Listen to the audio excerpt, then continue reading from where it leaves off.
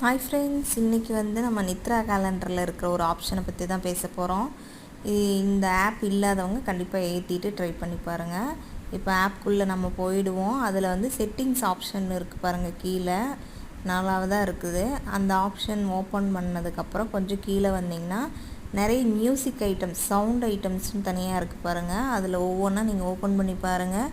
இதில் நம்ம பூஜைக்கு யூஸ் பண்ணுற ஓம், மணி ஓசை, இந்த மாதிரி சாமியோட சாங்ஸ், இந்த மாதிரி நிறைய ஆப்ஷன்ஸ் இருக்குது.